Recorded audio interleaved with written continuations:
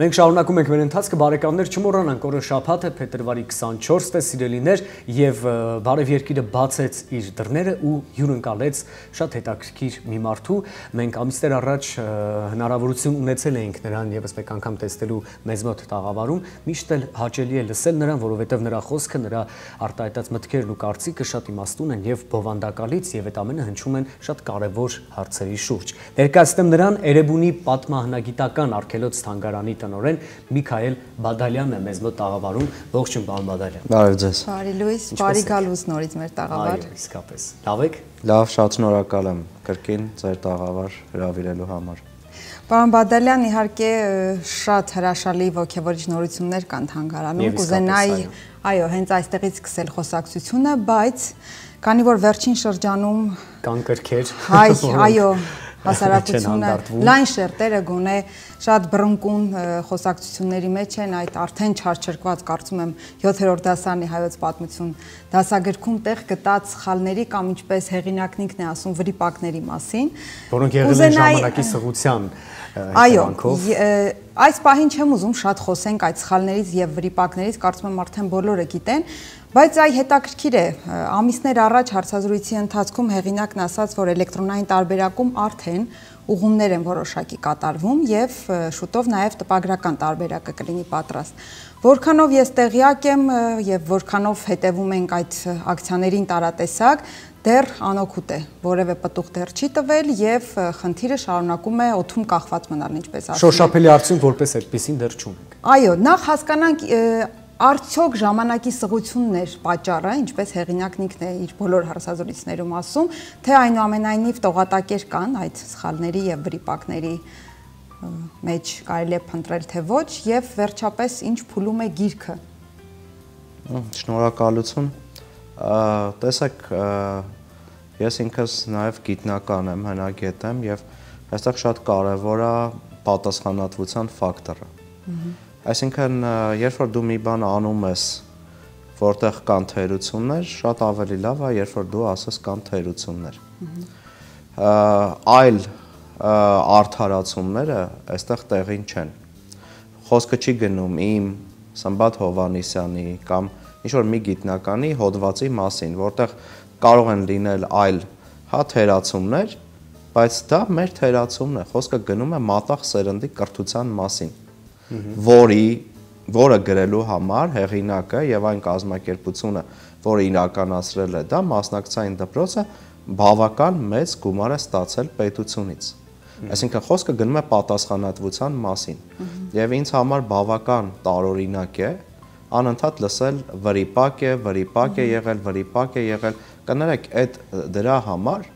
իրեն գումար են ստացել պետությունից։ Եվ երկրորդը, օրինակ, երբ որ հոդված են գրում, դուք կարող եք տեսնել շատ անվանի գիտնականներ գրում են, որ շնորհակալ ենք այս մեկին օգնելու համար, մյուսին խորհրդատվության համար, սակայն նշում ենք, որ հոդվածի պատասխանատվությունը կրում եմ ես, հեղինակս։ Հիմա իմ համար շատ տարօրինակ է,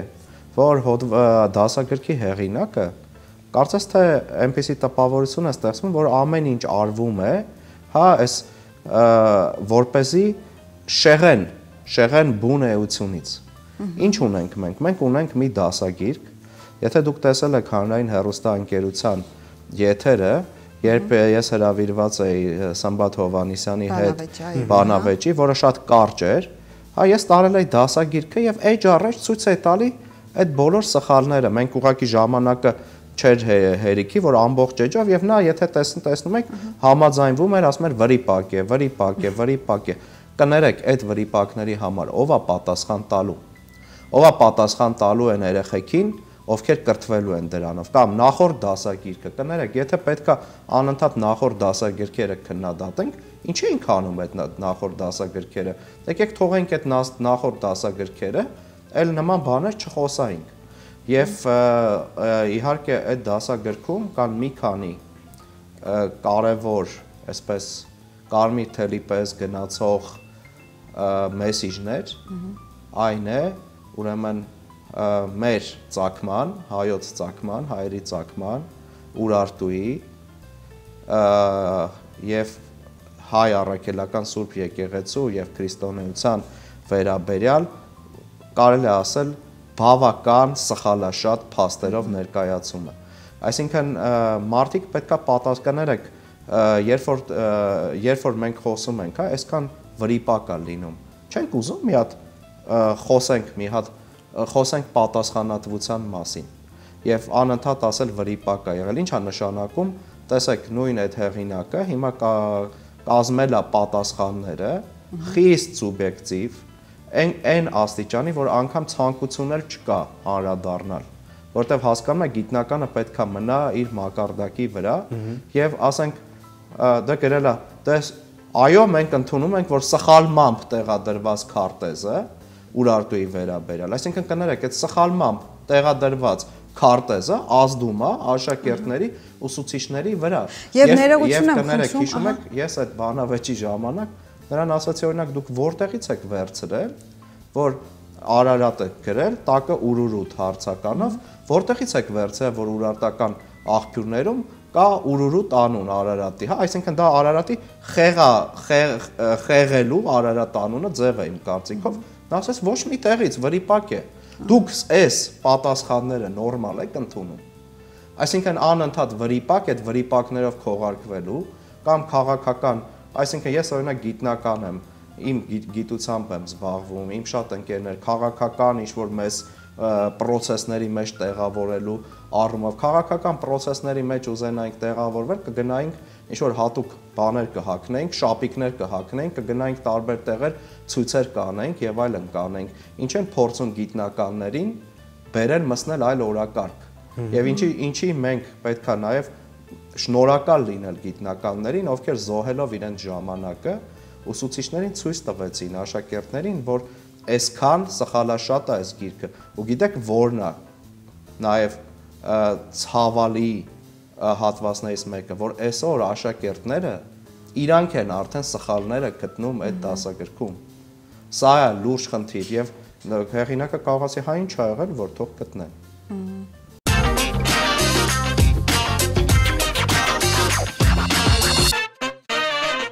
Այս դասագիրքը դրված է այն աշակերտի սեղանին, այն աշակերտների, որոնք եւ հոգեբանորեն շատ երերուն տարիքում են, 7-րդ դասարանը դեռահասներ են, եւ ցավոք ապրում ենք խառը ժամանակներում, երբ նաեւ ցավոք պիտի նշենք, որ հայկական ինքնությունը, հա, հայկական մշակույթը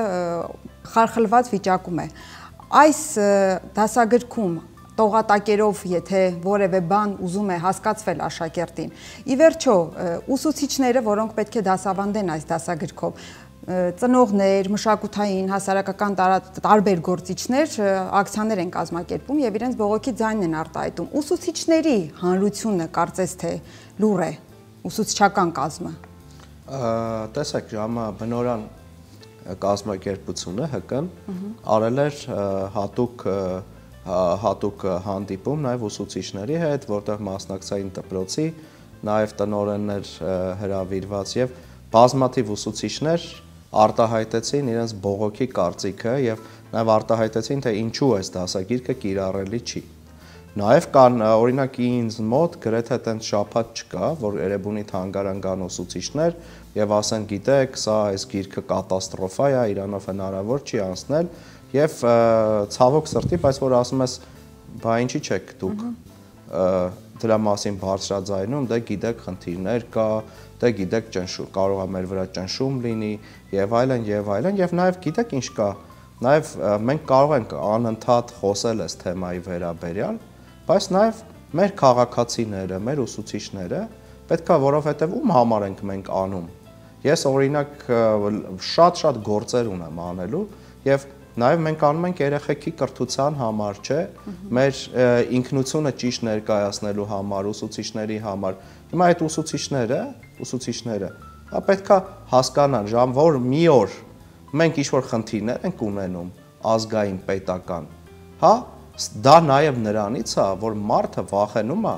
իր կարծիքը արտահայտի։ Եվ նույն գիտնականը պետքա չվախենա իր կարծիքը արտահայտի։ Սա շատ կարևոր է։ Ու հետո մեղադրեն։ Հիմա իմ երեխան ում անունը Թարիրյա, Մենուա Թագավորի կնոջ անունը։ Եվ գա ինձ ասի հայրիկ ջան, որ եթե ես չխոսայի, Ինչու դու չես խոսացել, դու խոսում ես Ուրարտուից, մեր ժառանգությունն է եւ այլն։ Ես հիմա հանգիստ խղճով կարող եմ ասել, որ ես խոսել եմ դրա մասին։ Անկախ ամեն ինչից ինչ կար, ես խոսել եմ դրա մասին։ Եվ երբ որ կլինեն ինչ որ մենք էլի խնդիրների, նաեւ այդ դրա պատճառներից մեկը այն է, որ մենք չենք բարձրաձայնում։ Մենք այդ ամենի մասին չենք բարձրաձայնում։ Այսինքն կան հարյուրավոր ծնողներ, այդ ծնողները թող եւս բարձրաձայնեն։ Ճիշտ է, շատերը գալիս են մեր մոտ, ուսուցիչները թող բարձրաձայնեն։ Չէ՞ որ ուսուցիչը պատկերացնում եք ուսուցչի կերպար, որը վախենա այսօր իր խոսքը արտահայտի։ Այդ ուսուցիչը ինչպիսի աշակերտ է կերտելու, ինչպիսի աշակերտ է կրթելու։ Այսրանք շատ կարևոր խորքային հարցեր են։ Եվ այս դասագրքի համար ինքս օրինակ ես ասում եմ, արդեն ես ինքս գտնում եմ, որ նույնիսկ շատ ցանկություն չունեմ պատասխանելու Սմբատ Հովհաննիսյանի եւ մասնակցային դպրոցի ուրեմն այդ կարծիքին, որովհետեւ այնտեղ ես ինքս իմ կարծիքով այնտեղ ոչ այլ ինչա, քան դեմագոգիայով զբաղմունք, խոսքերի բառախաղերի աճպարարություն եւ օրինակ հիմա ձեր տաղավարը օգտագործելով եկեք Սմբատ Հովհաննիսյանին հրավիրենք մի հատ անկախ հարթակ բանավեճի մի քանի գիտնականների հետ եւ դա լինի ուղիղ եթերում։ Տեսնենք Սմբատ Հովհաննիսյանը կհամարձակվի այդ վրիպակներից, որ խոսում էր, այնքան համարձակություն կունենա դեմ առ դեմ հանդիպել եւ բանավիճել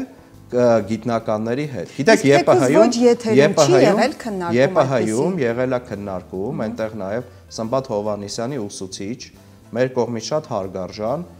ուրեմն պրոֆեսոր Ալբերտ Ստեփանյանն էր եւ տարբեր գիտնականներ ասում էին իրենց դիտողությունները։ Ճնշող մեծամասնության հետ Սմբատ Հովհաննիսյանը գլուխը կախ, հա, իմ մոտ այդպիսի տպավորություն էր համենայն դեպս, ասում էր համաձայն եմ, վրիպակ էր, համաձայն եմ եւ գիտեք, ես օրինակ զարմանում եմ ինքը օրինակ Ալբերտ Ստեփանյանի աչքերին։ Ոնց է նայելու այդ մեծ գիտնականի աչքերին։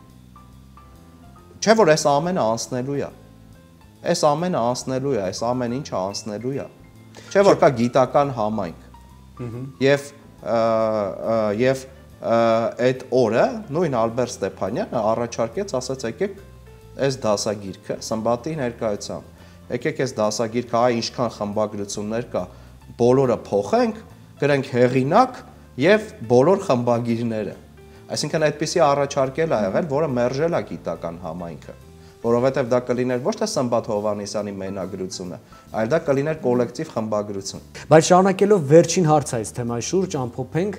կոնկրետ այս թեման ու շարունակենք եւս երկու շատ հետաքրքիր նախաձեռնությունների մասին, որոնք խոսենք ձեզ հետ կապված։ Այստեղ գործ ունենք երկու արտահայտությունների հետ հայոց պատմություն եւ Հայաստանի պատմություն։ Բոլորս էլ գիտենք բառը ինչ արժեք ունի եւ տվյալ իրավիճակում հնչող ամեն մի բառ իսկապես կարող է լինել ճակատագրական եւ որոշիչ։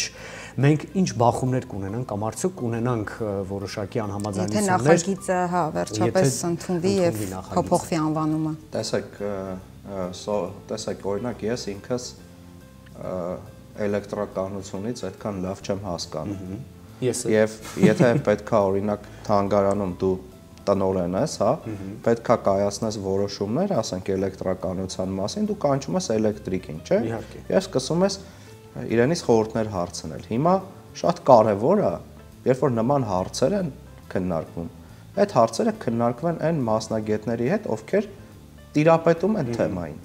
Այսինքն ես օրինակ ինձ թեմաներ կան, ժամանակին օրինակ այնքան sense մտածում էի, որ կարող եմ մի հատ sense ֆանտաստիկ մտքեր, այս մի բանը այսպես անենք, մյուսը, բայց այդ նեղ մասնագետները, հա, չգիտեմ,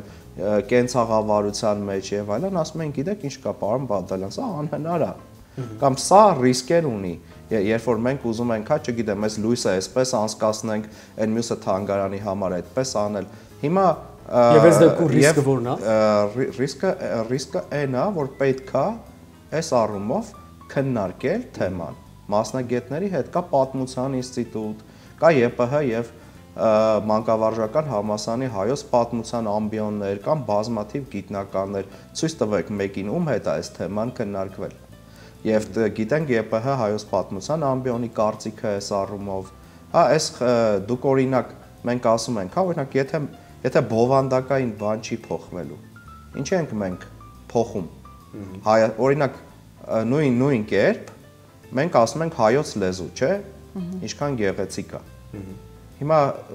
սիրուն կլինի, ասենք Հայաստանի լեզու։ Ըստ իս ոչ։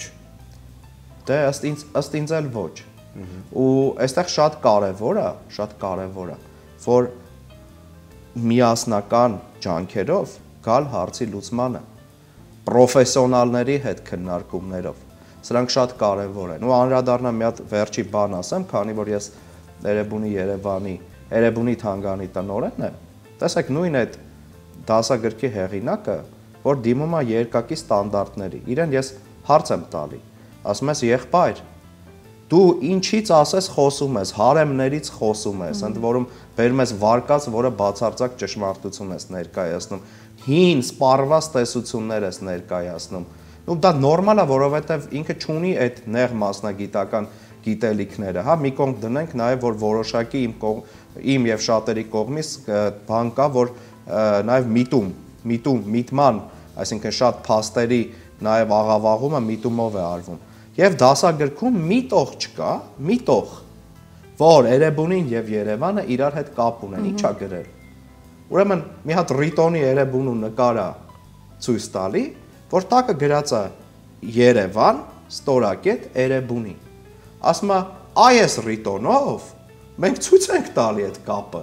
Կներեք այդ Ռիտոնում, որ գրած է Երևան ու Էրեբունի, երեխեն հասկանալու է, որ Էրեբունին ու Երևանը կապ ունեն իրար հետ, այսինքն ցույց է տալի, որ ինչ-որ արդարացումներ են փորձում անել, ինչ-որ մի կարևոր հարց կոծկելու համար։ Իսկ մենք գիտենք, թե ում է ձեռնտու այսօր Էրեբունին կտրել Երևանի պատմությունից։ Եթե մենք Երևանը կտրում ենք Էրեբունուց, բոլորովին այլ պատկեր ենք ստանում։ Դա մեր կարևոր հաղթաթղթերից մեկն է, որը ակնհայտ է, փաստերը, գիտնականները խոսում են, միջազգային գիտնականները ամենը դրա մասին։ Այսինքն եւ ասում են, թող ուսուցիչները, ինչ վատ է, զբաղվեն դրանով։ Հիմա մեր մոտ գալիս են ուսուցիչներ, ասում են կներեք, Էրեբունին ու Երևանը իրար հետ կապ ունեն։ Լավ, օրինակ, եթե դա ընդունենք նաեւ որպես վարկած, բայց հարեմի վարկածը կդնես, որ Սարդուրին Վան քաղաքն է կառուցել, որի մասին որևէ սկզբնաղբյուր չկա, կդնես, բայց որ Երևանը կապ ունի Էրեբունու հետ, չես դնի։ Հիմա իմ մոտ հարց է առաջանում, ես ես հարց եմ տալի, ինչու է այս պարագայում հեղինակը դա չարել, չի արել, ինչու։ Այդ ինչուների պատասխանը ի վերջո կտրվի, պարոն Բադալյան։ Հեղինակը, նույն Սմբատ Հովհաննիսյանը, գիտեք ու նաև շատ տարօրինակ է, երբ որ մենք անընդհատ փորձ ենք անում գիտականության մեջ, էթիկայի մեջ անել եւ մյուս կողմից գալիս են շատ ագրեսիվ, ուրեմն պահվածքներ, շատ ագրեսիվ վիրավորական արտահայտություններ եւ այս առումով շատ ցավում եմ ես եւ ասում եմ, օրինակ հիմա այս տաղավարը օգտագործելով ասում եմ նույն մենք հրավիրենք իրան մի հատ տեղ, ոչ մի լրատվամիջոց, այլ բերեն կամերաներ, նկարեն ուղիղ եթերով բանավեճ։ Ինքը պատրաստ է, նա այդքան համարձակություն եւ գիտական, պաշար, նեղ մասնագիտական գիտելիքներ արդյոք ունի եւ գա ներկայանա այդ բանավեճին, որովհետեւ շատ հեշտ է գրել, ես համաձայն չեմ ընդունում, կամ սա սուբյեկտիվ մոտեցում է եւ բրծնել դրանով։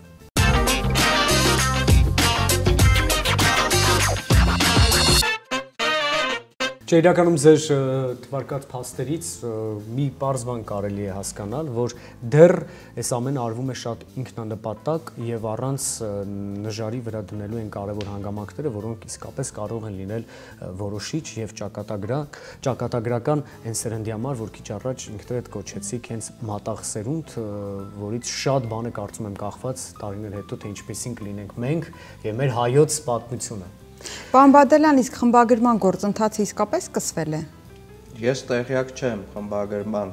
գործընթացից, ես գիտեմ, որ պետքա նախարարությունը երրորդ կարծիքի ուղարկեր։ Գիտեք, երրորդ կարծիքն էլ եւս շատ սուբյեկտիվ երևույթ է, որովհետեւ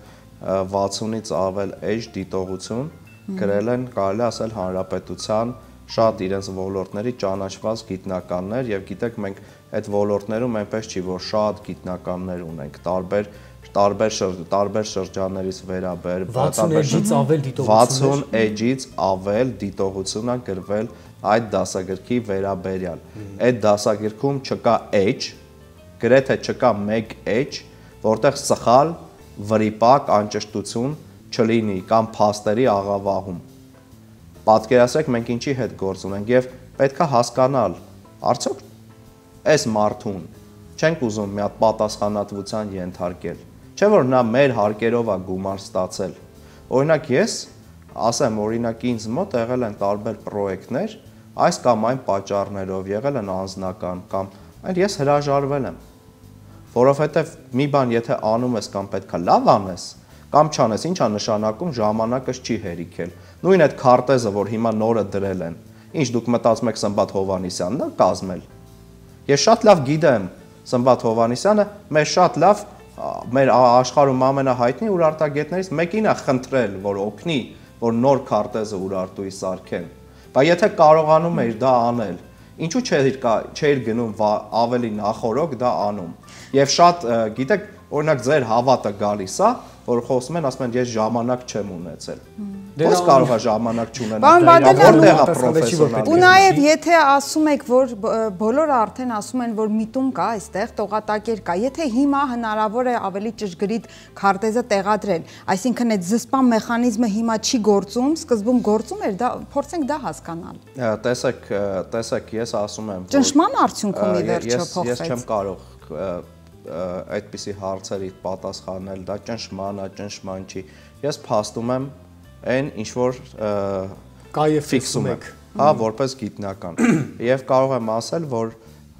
այո, կան բազմաթիվ միտումներ, հայ ժողովրդի ծագման, Ուրարտուի, Երևանը ուղղակի իր հնագույն անցյալից կտրելու եւ նաեւ հայ առաքելական Սուրբ եկեղեցու վերաբերյալ։ Սրանք բոլորովին ես նաեւ չեմ ուզում, եթե դուք օրինակ հմեկի եթերը տեսել եք, ես անդրադառնում եմ իմ մասնագիտական տիրույթին։ Պատկերացրեք իմ տեղը լիներ մասնագետ, որը միջնադարի մասնագետ է, որը լիներ անտիկ շրջանի, նույն պատկերն էր լինելու։ Էլի նույն ասել են վրիպակները եւ այս առումով մենք պետք է հասկանանք, մենք ինչ ենք անում։ Մենք ինչ ենք անում, որովհետև տեսեք, եթե չի լինում, հա, եթե պետքա կոպիտ ասած, եթե մենք տեսնենք, հա, ուրեմն այդպես է պետքա լինի, մի երկու բան պետքա ուղենք, քարտեզը նոր դնենք եւ վերջ, հա, այդպես անցնի, հուսամ, որ այդպես չի լինի, այդ ժամանակ ուրիշ ելք չի լինում, քան ստեղծել այլընտրանքային կրթական ֆորմատներ, այսինքն քան փորձել գտնել համախոհներ, նորմալ գիտնականներ, ովքեր նաև ցավում են մատաղ սերնդի կրթությամբ, ովքեր ուզում են, որ մարդիկ կրթվեն ճիշտ ինֆորմացիայով եւ ստեղծել այլընտրանքային, ինչու՞ չէ նաև հարթակներ, գրքեր երեխաների համար եւ իրանք համեմատեն, տեսնենք ումն է լավ գրած, այդ դասագիրքը, որ բացում ես, ոնց որ մարդկանց նկարների էջեր լինի։ Ասենք պատկերացեք քարի դարից խոսած մի հատ աշխատանքային գործիք քարի դարի չդնես կամ մի հատ իլյուստրացիա չդնես, ինչքան էլ ուզում ես խոսած QR կոդում կար, QR կոդով չկար։ Այդ QR կոդը ցույց տվեց, որ ոչ միշտ է, որ այդ QR կոդերը կարող են գործել։ Այստեղ նաև լուրջ անվտանգության խնդիր կա։ Եվ ասում եմ նորից, հա, այդ ոնց կարող է լինի մեկը մի քանի բան անի, միանգամից իրան ասեն, տես ինչքան թերություն ունես, իսկ այս սխալաշատ դասագիրքը, նույնիսկ եթե ընդունենք, որ օքեյ, միտում չկա, բայց միտում կա, այդքան վրիպակի համար, դուք նույնիսկ պատկերացրեք Սմբատ Հովհաննիսյանը, որ այս կարծիքը դրել է, որ իբր պատասխանել է գիտնականներին, վերցրեք նայեք, թե որքան ուղղագրական սխալ կա։ Այսինքն պատկերացրեք այդ վերաբերմունքը, որ մի հատ ալարել են տեղադրելուց առաջ, գոնե խմբագրեն, որ այդքան սխալ չլինի։ Պարոն Բադալյան, հարցեր, որոնք իսկապես մտահոգիչ են եւ ուղղագրական սխալ եւ նաեւ վրիպակներ։ Այ դրանք վրիպակներ են։ Լուծումը վերջապես ո՞րն է, լուծումը այն է, որ մենք պետքա հասկանանք, որ պետքա ստեղծվի նոր դասագիրք պրոֆեսիոնալների ներգրավվածությամբ, պետքա լինի նոր դասագիրք, պետքա հանել այդ դասագիրքը շրջանառությունից, պետքա դասագրքի հեղինակը պատասխանատվության ենթարկվի, այդ պատասխանատվության չեմ ասում քրեական կամ բան, բայց նա պետքա պատասխան տա, որովհետև նա նաև խաղում է երեխաների կրթական կրթության եւ լավ որակյալ կրթության իրավունքի վրա եւ ինչքան ուզում են ինչ որ բառեր ասել, սա նոր է եւ այլն։ Կներեք, եթե մենք ունենանք սիրուն մի հատ ավտոմեքենա, բայց այդ ավտոմեքենան ինչքան էլ սիրուն լինի, իր մոտորը չաշխատի, ումա պետք է այդ գեղեցիկ ավտոմեքենան։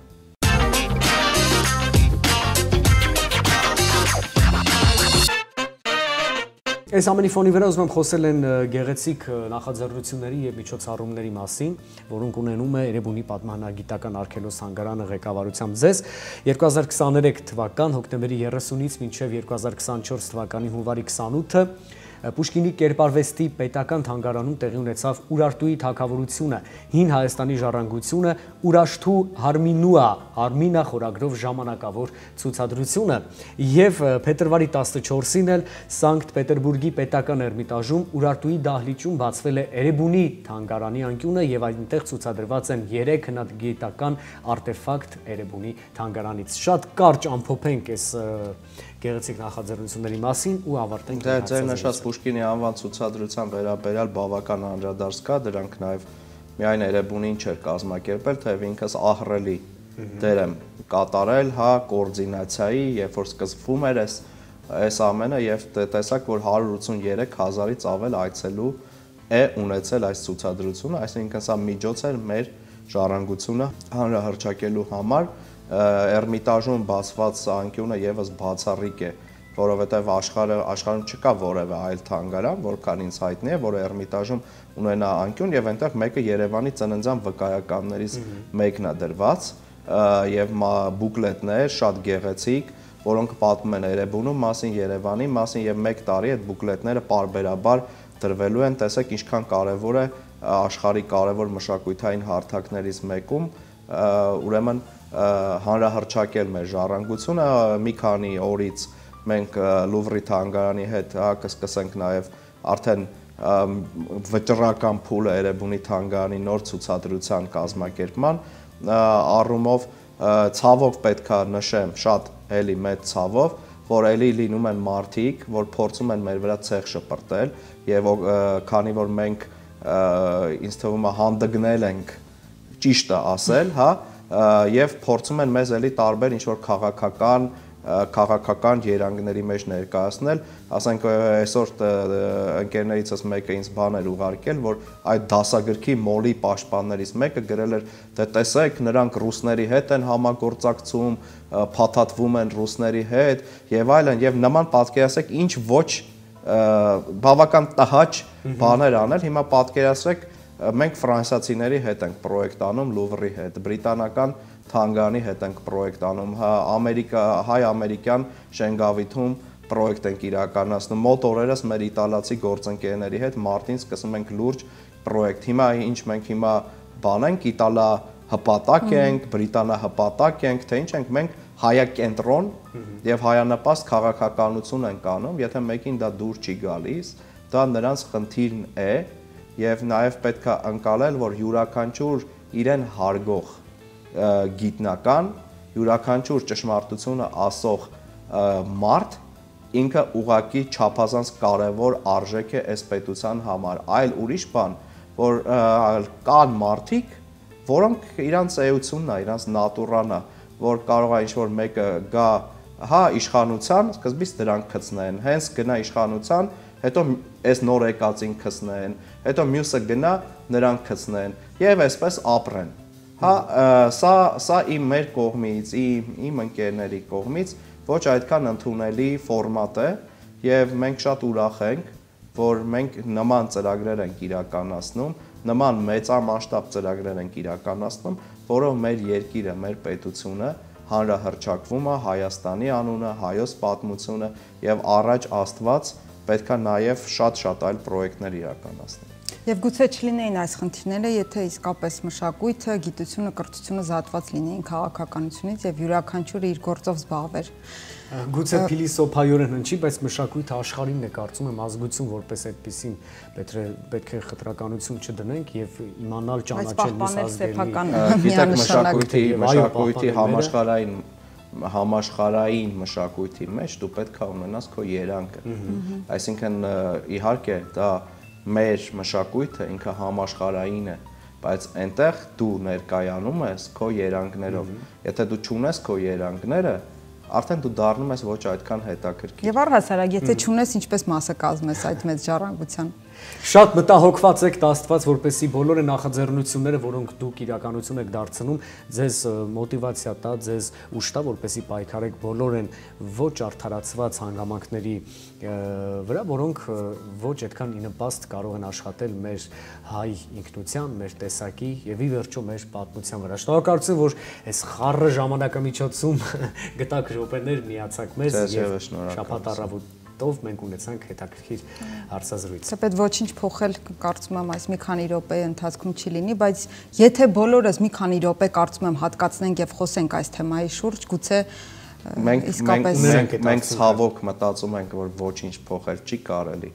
բայց ամեն ինչ կախված է յուրաքանչյուրիցս։ Եթե ամեն մեկս լինենք մեր տեղում, շատ բան հնարավոր է փոխել։ Հիշեցի Փարաջանովի խոսքերն, ասում էր ստրկությունը սկսվում է լռությունից։ Երևի պետք է հիշել այս խոսքերը եւ իսկապես խոսել այն ժամանակ, երբ որ դրա կարիքը կա։ Շնորհակալություն ձեզ, ես հիշեցնեմ, սիրելի հեռուստադիտողներ, մեր տաղավարում էր Էրեբունի պատմահնագիտական արգելոց թանգարանի տնօրեն Միքայել Բադալյանը։ Մենք շարունակում ենք մեր ընթացքը, կվերադառնանք վայրկյաններ անց։